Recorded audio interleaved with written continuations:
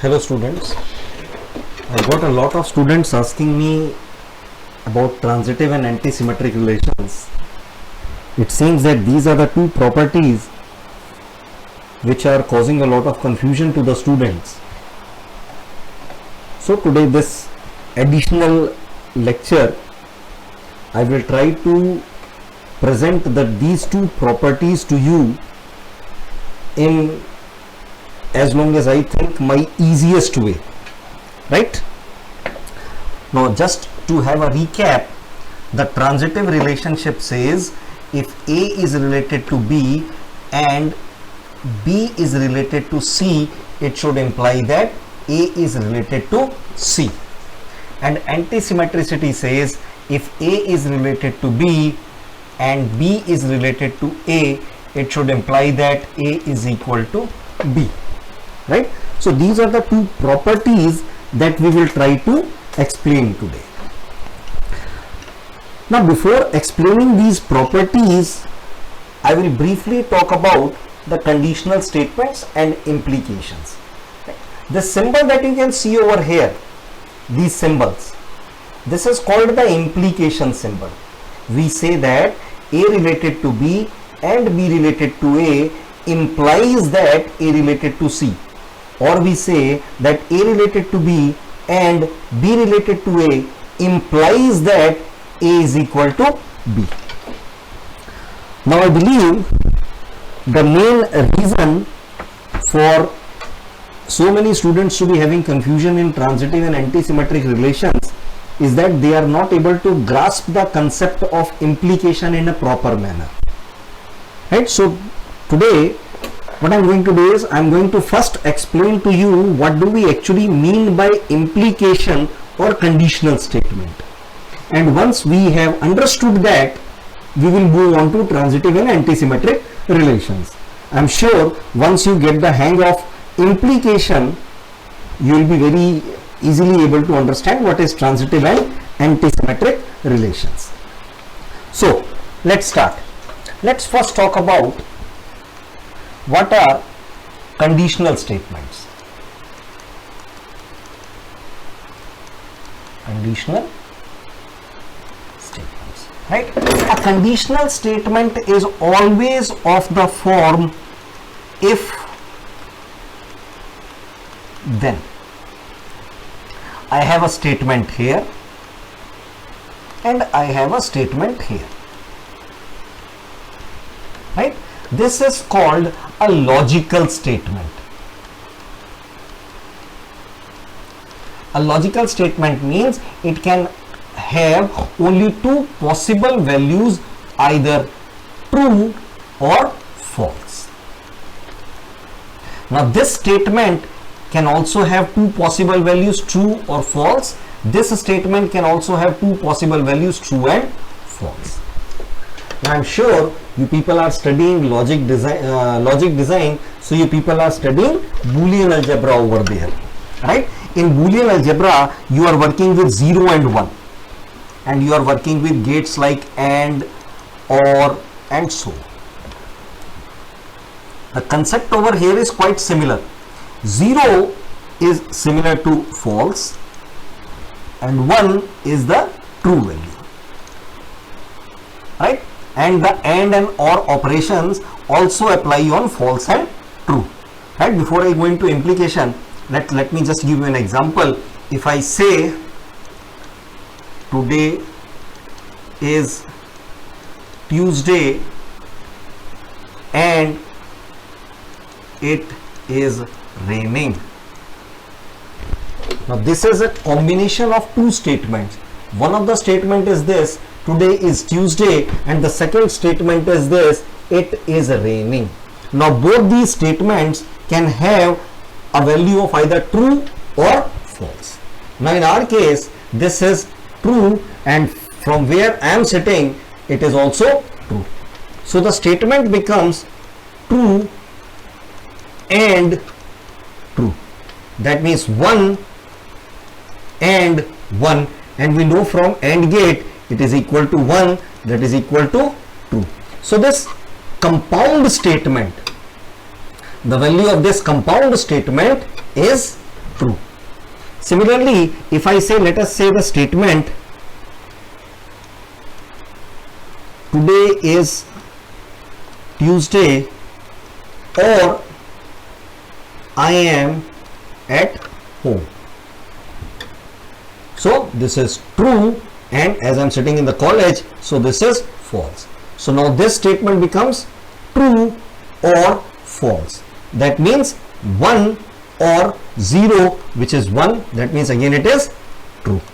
So this is how you use compound conditional statements, right? You must have studied and, or, not, right? Then and, nor, XOR, XNOR. These are all logic gates, and these are also called the logic operatives. Now there is one operative which is normally not taught to you in the Boolean algebra, and that is called the conditional statement or the implication, which is denoted either by this symbol or by this symbol. We are going to talk about this particular statement today. Now the conditional statement, the if then, right? Suppose I have a statement here, let us denote this statement by P, and I have another statement over here, let us denote it by Q. Now P can be any statement like today is Tuesday, I am at home, it is raining, we are in India, or something like that, and Q can be similar statements. So this is indicated by this symbol. P implies Q. If P, then Q. Now this is a conditional statement. Conditional statement, right? Now let us understand what do we actually mean when we say conditional statement. Let's take a simple example. Now Baba Ramdev says, or Baba Ramdev claims, if you take his medicine, then corona will be cured, right? So this is a conditional statement, if then. Now there are 4 possibilities, right? There are 4 possibilities. Possibility number 1, you take medicine and your corona is cured. That means true and true. The second possibility is, you take medicine and your corona is not cured.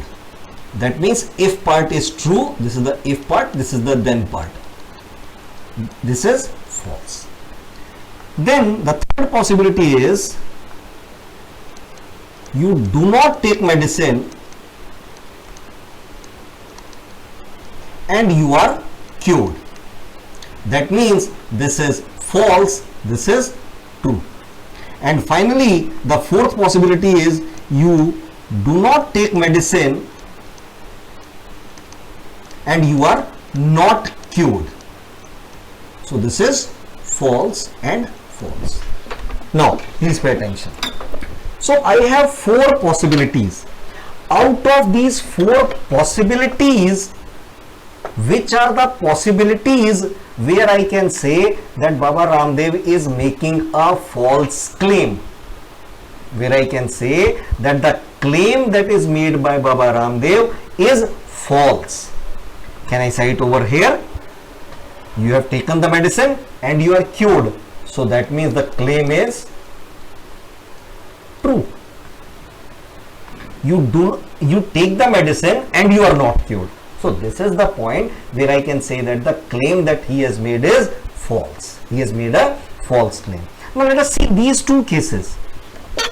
In these 2 cases, you did not take the medicine and you might be cured or you might not be cured. But are you in a position to comment on the claim? No.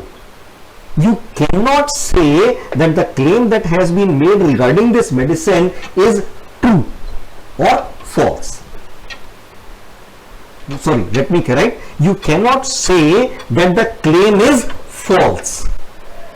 I know you cannot say the claim is true also. Why? Because you did not take the medicine. But you cannot say that the claim is false. And in logic, we do not work with example, we always work with counter examples. So for these two cases, the value of the implication is taken as true and true. So the only possibility where the claim is said to be false is when the if part is true, when the if part is true and the then part is false, right? If अगर if part false हो जाता है, अगर if part false हो जाता है, तब then part को हम चेक ही नहीं करते हैं और हम सिंपली ये कह सकते हैं कि claim true है. Please understand, whenever we are trying to check for a property, whenever we are trying to check for a property, we cannot prove that a property is true by taking examples, but we can show that it is false if we can show even a single counter example, and if we cannot show a counter example, we have to take the property as true, right? Let me repeat it once again. You cannot prove a property by taking example, but you can show that the property is not true by taking a counter example, right? So whenever you are given a property and you are asked to verify it, चाहे वो property reflexive हो, if I say check whether this relation is reflexive or not, do not try to find A, B, B, C, C, D, D or 1, 1, 2, 2, 3, 3, 4, 4. Do not try to find all the A, comma A pairs. Try to find the element which is not having a A, comma A pair. एक भी अगर आपको element ऐसा मिल जाता है जो अपने आप से रिलेटेड नहीं है, तो वो काउंटर एग्जाम्पल हो गया. यही चीज हम इस्तेमाल करेंगे ट्रांजिटिव और एंटी सिमेट्रिक चेक करने के लिए. मैं एक बार फिर इंप्लीकेशन के बारे में बता दूं. इंप्लीकेशन का मतलब है एक कंडीशनल स्टेटमेंट जो कि इफ देन के फॉर्म में लिखी जाती है.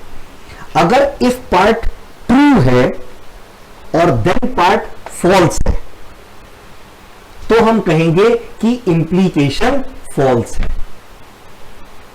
और इसके अलावा हर केस में हम ये कहेंगे कि इंप्लीकेशन ट्रू है. ये बात याद रखिए. And once if you can keep this in your mind, I repeat, there might be a couple of people who are not very comfortable with Hindi, then let me repeat. In an implication, if the if part is true and the then part is false, only then we say that the implication is false. Apart from this, in all the cases we say that the implication is true.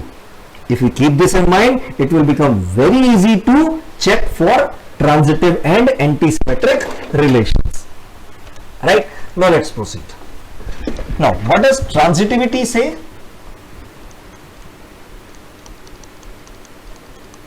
Transitivity says if A is related to B and B is related to C,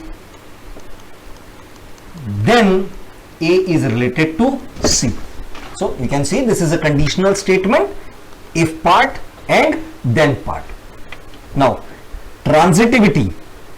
When will the relation be non-transitive? I am not saying when will be the relation be transitive. Relation non-transitive कब होगा? Non-transitive कब होगा? When A related to B true है, B related to C true है और A related to C false है. क्यों? Because I have a and over here. True and true. If you remember the truth table of an AND gate, it is true, true will give me a true, otherwise every time I will get a false. False, false, false. So this is similar to your 0, 0 will give me a 0, 0, 1 will give me a 0, 1, 0 will give me a 0 and 1, 1 will give me a 1. This is the same as the AND gate. So this is the AND operation. So what does transitivity says? The transitivity will be true. Transitivity is false if and only if this is true and this is false. And in all other cases, it will be true. Right? Let's take example. Let us say A is equal to a set 1, 2, 3. Let us take a relation R1. Let us say 1, 2, 2, 3, 1, 3 and simply. Now I can see A and B over here. I can see B and C over here. I can see A and C over here. So this is a transitive relation. Let's take another example, R2. Right? I can see 1, 2 and 1, 3 and 3, 3. Right? So A, B. So A related to B is true. Right? So A related to B is true. But can you find B related to C? Can you find any relation which has 2 as the first element? No. So this becomes false. This becomes false. So this is false. तो if part जो है वो हो गया हमारा false. अगर if part हमारा false हो गया तो then part कुछ भी हो, true हो या false हो, ये relation हमारा हर हालत में transitive होगा. Relation हर हालत में transitive होगा. रिलेशन ट्रांजिटिव कब नहीं होगा? अगर ये ट्रू है और ये ट्रू है लेकिन ये फॉल्स है. Let's take another example.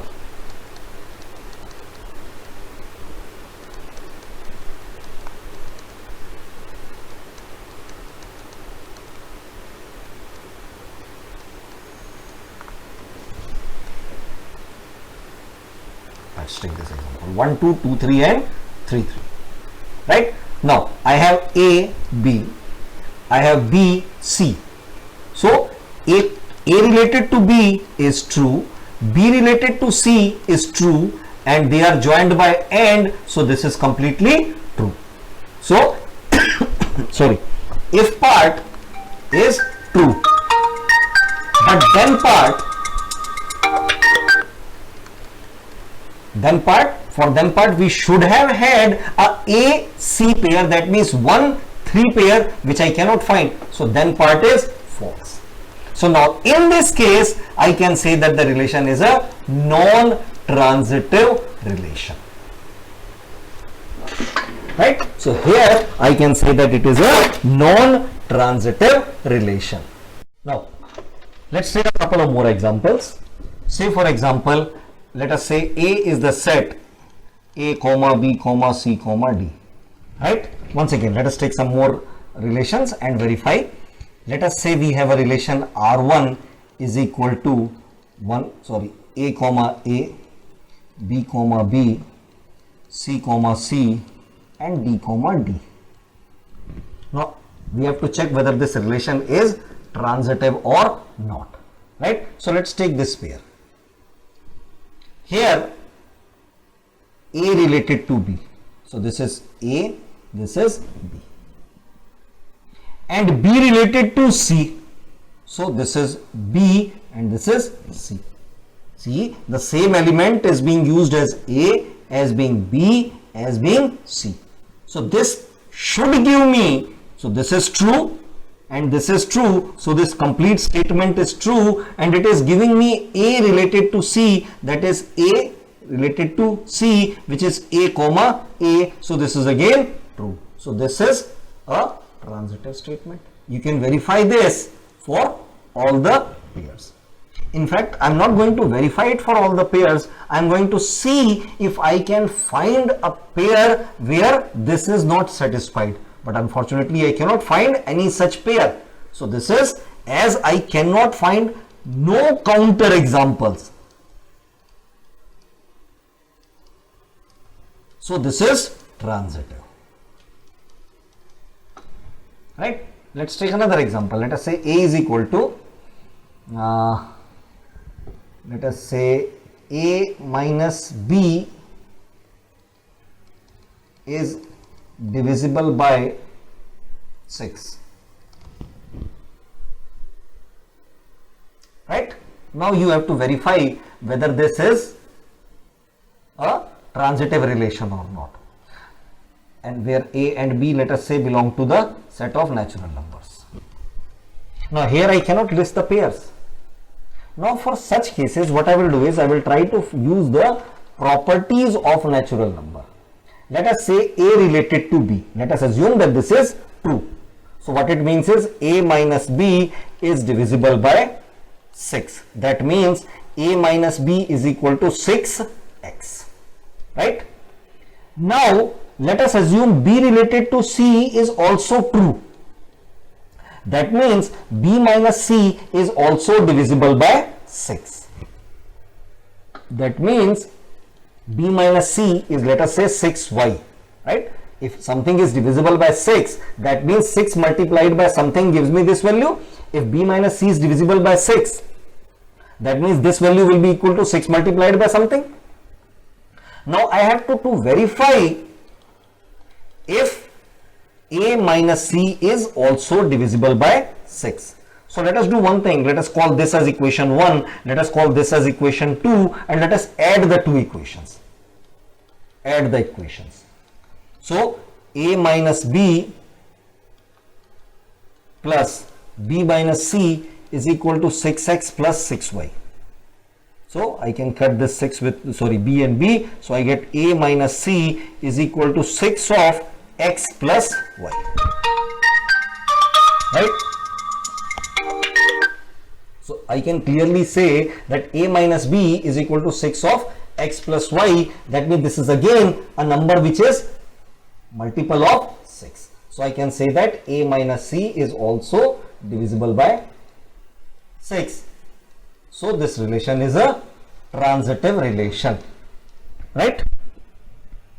Transitive relation means that if A is related to B and B is related to C, then A is related to C. Please understand, अगर ये दोनों कंडीशन सेटिस्फाई नहीं हो रही हैं, अगर ये दोनों कंडीशन सेटिस्फाई नहीं हो रही हैं, दैट मीन्स अगर ये तो है लेकिन ये नहीं है, तो हमें ये चेक करने की जरूरत नहीं है and we say that the relation is transitive. हम ये कब चेक करेंगे? ये हम तभी चेक करेंगे जब ये कंडीशन और ये कंडीशन दोनों सेटिस्फाई हो जाएंगी. अगर इन दोनों में से एक सेटिस्फाई नहीं है तो चाहे ये हो या ना हो, वो रिलेशन ट्रांजिटिव होगा. एक और एग्जांपल लेते हैं. Let us say A is equal to 1, 2, 3, 4 and let us say the relation R is equal to 1, 2, 1, 3, 1, 4 and let us say that's all. Let us say this relation and let us say, let's take one more pair. Let us say 1, 1. Let's take the pair 1, 1. Why I have taken this pair 1, 1? Because this is a condition where A related to B, B related to C and A related to C all are being satisfied, तो क्या मैं ये कह सकता हूं कि relation transitive है? नहीं कह सकता. Why? Because I am again and again stressing the point. Do not look for examples. Look for counter examples. See over here, 1,2. A related to B is there, but can you find any B related to C pair? No, I cannot find it. There is no B related to C pair. If there is no B related to C pair, that means if A related to B, ये part हो गया true, and B related to C, ये part हो गया false. तो ये पूरा part हो गया फॉल्स. देन में कुछ भी हो, देन में चाहे यहां पर ट्रू हो या फॉल्स हो, पूरा का पूरा इंप्लीकेशन हमेशा ट्रू माना जाता है. सो दैट मीन्स ये जो एग्जाम्पल है ये ट्रांजिटिव होगा. इस केस में ट्रांजिटिव नहीं होगा क्योंकि right. Now, let's move on to antisymmetric. Now, it should be easier to understand antisymmetric, right? Let us see. For antisymmetricity, it says for antisymmetric. Antisymmetric says if A related to B and B related to A, then A should be equal to B. यहां पर भी आप if then देखेंगे, अगर ये दोनों true हैं तभी हम इसको चेक करते हैं, अदरवाइज हम देन पार्ट को चेक ही नहीं करते. Say for example A is equal to 1 2 3 4 and relation R1 is given as 1 1 2 1 3 1 4. A related to B तो दिख रहा है, एक ही पेयर हमारे लिए बहुत है. इस पेयर में A रिलेटेड टू B दिख रहा है लेकिन B रिलेटेड टू A नहीं है. A रिलेटेड टू B है लेकिन B रिलेटेड टू A नहीं है. True false. तो दैट मींस ये पूरा क्या हो गया? फॉल्स. अगर ये फॉल्स है तो हम यहां पर देखते ही नहीं है. इसको देखें, A रिलेटेड टू B दिख रहा है लेकिन B रिलेटेड टू A नहीं है. A रिलेटेड टू B दिख रहा है लेकिन B रिलेटेड टू A नहीं है. तो ये रिलेशन एंटीसिमेट्रिक होगा. अगर हम एक और रिलेशन ले लें, R2 is equal to let us say 1,2 2,1 1,3. अब ये एग्जांपल देखें आप, यहां पर A रिलेटेड टू B है, B रिलेटेड टू A है. दैट मींस ये भी ट्रू है, ये ट्रू है, तो इफ पार्ट हमारा क्या हो गया? ट्रू. लेकिन क्या 1 इज इक्वल टू 2 है? नहीं है. सो देन पार्ट क्या हो गया हमारा? फॉल्स. तो यानी कि ये एंटीसिमेट्रिक नहीं है. Right. I am repeating again. If then, right, it says A related to B and B related to A, then A is equal to B.